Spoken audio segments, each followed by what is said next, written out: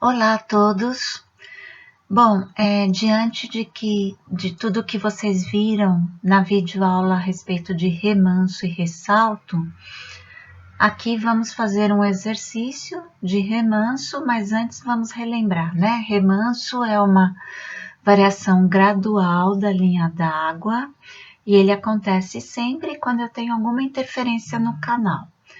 Aqui no desenho abaixo, a interferência é uma barragem que está fazendo com que haja uma elevação na linha d'água, né? Então, nós temos da esquerda para a direita o escoamento uniforme e esse escoamento, essa linha d'água, ela começa a se elevar para ultrapassar essa interferência que é uma barragem. Então, aqui vai acontecer o remanso, né? Que a gente chama de escoamento gradualmente variado.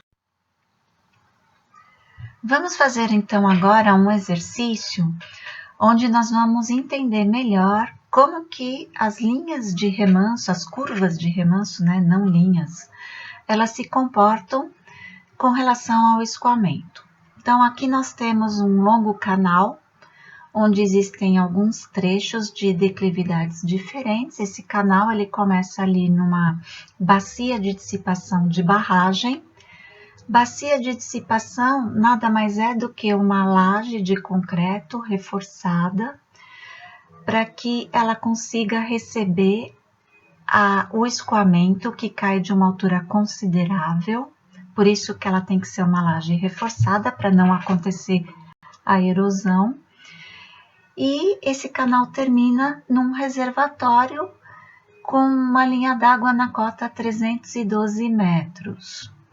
No trecho 1 nós temos uma declividade, no trecho 2 nós temos uma declividade maior que o trecho 1, e no trecho 3 nós temos uma outra declividade menor que o trecho 2. Então, nós vamos começar o nosso exercício por aqui pela barragem. Então, o que diz o exercício? Ele pede para traçar esquematicamente curvas, né? As curvas que vão fazer a linha d'água.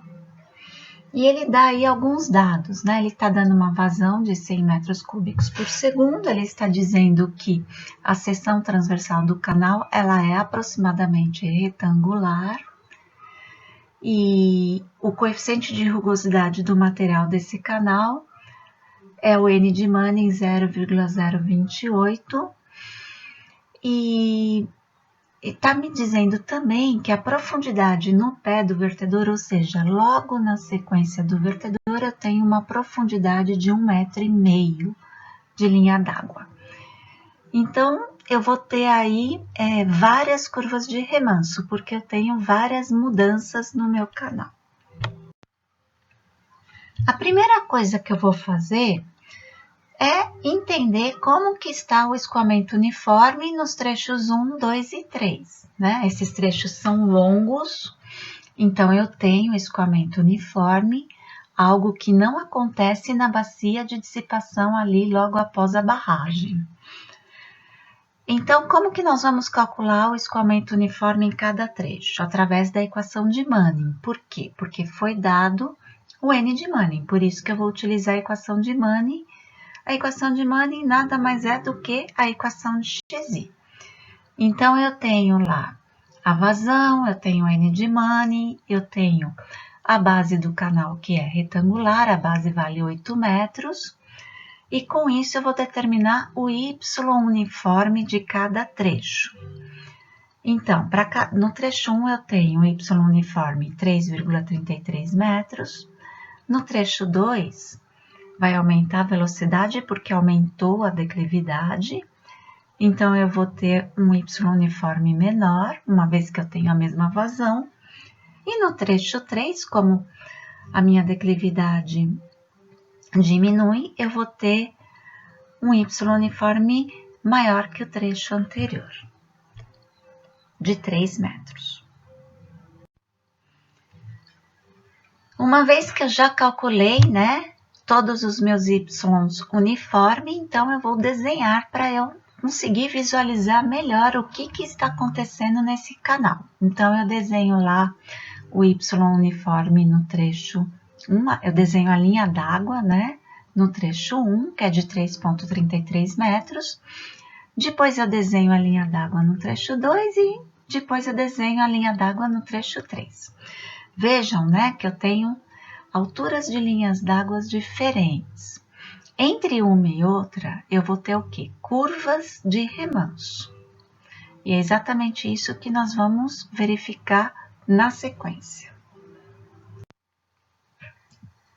Nós sabemos que entre o trecho 1 e o trecho 2, ocorre uma variação da linha d'água que nós chamamos de remanso.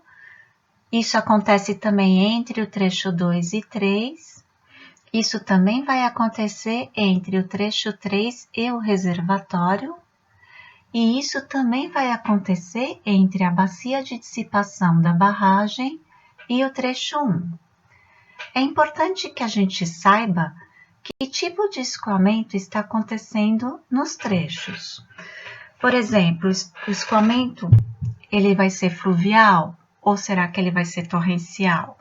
Né? Para isso, então, a gente calcula o Y crítico. Está aqui embaixo, né, a equação do Y crítico, ela depende apenas da vazão, depende das condições geométricas do canal. E através dessa equação, a gente descobre o Y crítico, que vai ser o mesmo para todos os trechos, porque a equação do escoamento crítico não depende da declividade do canal. Então, calculando o Y crítico, nós temos um valor de 2,51 metros. Eu vou traçar uma linha pontilhada para indicar o meu Y crítico, e com isso eu consigo entender que no trecho 1 eu tenho um escoamento uniforme diferente do crítico, no trecho 2 também e no trecho 3 também. Isso significa que em nenhum dos meus 3 trechos está acontecendo o escoamento crítico. Então, qual escoamento está acontecendo em cada um desses trechos? Bom, para saber o escoamento que está acontecendo no trecho, eu preciso comparar o Y uniforme com o Y crítico. Bom, então veja, primeiro trecho, o Y uniforme 3,33 é maior que o Y crítico, então o escoamento que está acontecendo aqui é o fluvial.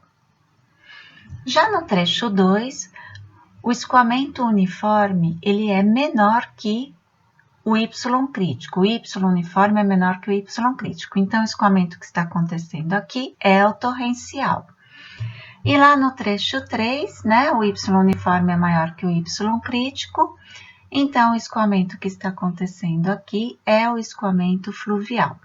É importante que eu saiba que escoamento está acontecendo, porque isso vai me ajudar a determinar qual linha de remanso está acontecendo. Agora vamos verificar o que vai acontecer lá na minha barragem, na minha bacia de dissipação. Então vejam, a água ela está caindo de uma altura considerável. Isso significa que ela vai chegar numa velocidade alta lá embaixo, na bacia de dissipação. Essa velocidade alta, ela vai dar origem ao escoamento torrencial. Lembrando que o escoamento torrencial é aquele que tem velocidades altas, né? E alturas de linha d'água baixas. Então, temos aqui logo no começo da bacia de dissipação, que está desenhado em vermelho, uma linha d'água, né? Com uma velocidade alta. Só que no trecho 1, o que nós temos? Nós temos um escoamento lento, né? O escoamento fluvial. Todas as vezes que o meu escoamento passa de torrencial para fluvial, acontece um fenômeno natural que nós chamamos de ressalto hidráulico. O ressalto hidráulico, então, vocês não podem esquecer disso, é um conceito muito importante. É um fenômeno natural que sempre acontece quando um escoamento torrencial, por algum motivo, passa a fluvial. E é exatamente o que está acontecendo aqui, acima da bacia de dissipação. Eu tenho um escoamento torrencial que vai passar para um escoamento fluvial. Acontece o ressalto. E um pouquinho antes do ressalto, acontece um pequeno remanso.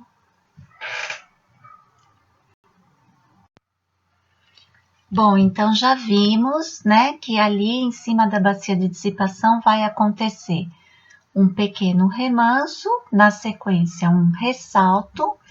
Para quê? Para que o escoamento torrencial se acople, né, ao escoamento fluvial que está acontecendo no trecho 1. Entre o trecho 1 e o trecho 2, vai acontecer o remanso, né? Então, esse remanso, eu vou ter um remanso aqui, uma curva de remanso, né? No trecho 1, e eu vou ter uma outra curva de remanso no trecho 2. Depois, entre o trecho 2 e o trecho 3, o que vai acontecer? O trecho 2, o escoamento está torrencial. No trecho 3, ele está fluvial. O que acontece sempre quando o escoamento passa de torrencial para fluvial? Acontece o ressalto, tá lá, né? Desenhado o ressalto. E o que vai acontecer antes do ressalto? Uma pequena curva de remanso, tá? Tá lá desenhado o remanso. Tudo que é ressalto e remanso está desenhado pontilhado vermelho. Agora vamos analisar o trecho 3. O meu trecho 3, ele tem 3 metros de Y uniforme, só que o meu reservatório ali à frente, ele está com uma profundidade, né, entre o final do canal e a linha d'água, eu tenho 4 metros. Ou seja, vai acontecer um remanso ascendente aqui, certo? Bom, então nós temos aqui no nosso exercício, aconteceu um remanso aqui em cima da bacia de dissipação, aí aconteceu um remanso no final do trecho 1, um remanso no começo do trecho 2, eu tenho um remanso aqui no começo do trecho 3 e um outro remanso no final do trecho 3. Eu tenho 5 remansos acontecendo e eu tenho 2 ressaltos acontecendo.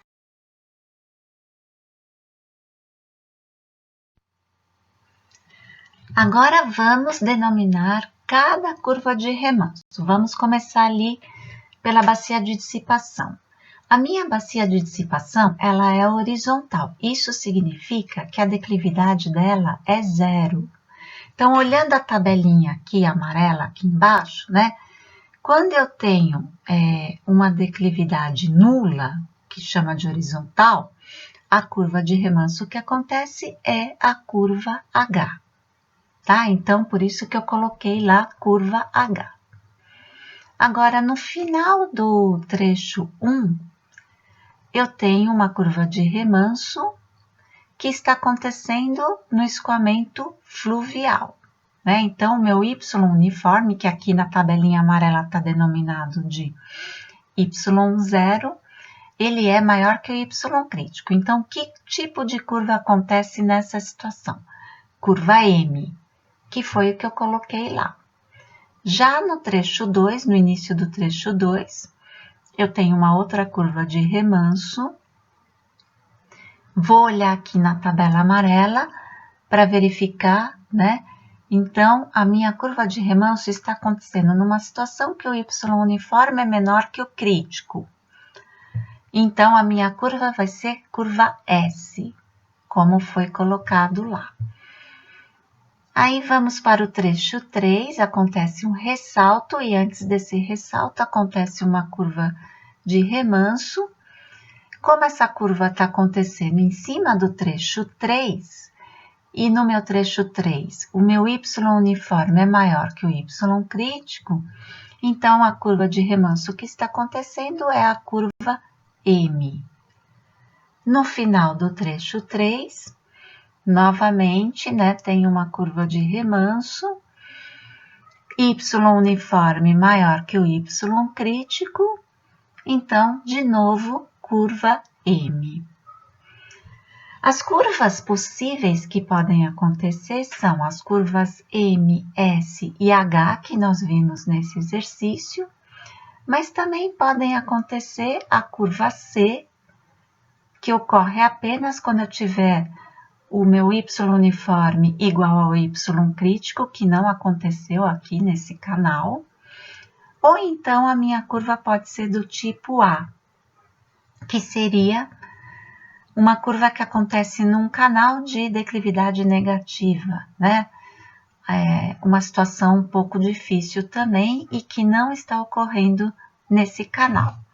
Então, com isso, a gente termina essa parte do exercício. Um bom exercício para vocês, agora na sequência, seria, através, né, da consulta à aula da professora Fátima sobre remanso, determinar, por exemplo, se a curva vai ser M1, M2 ou M3, se a curva vai ser S1, S2 ou S3, né? E colocar aqui nesse exercício para fazer um treinamento, para dar uma olhada lá no que vocês aprenderam e treinar aqui nesta situação, tá bom?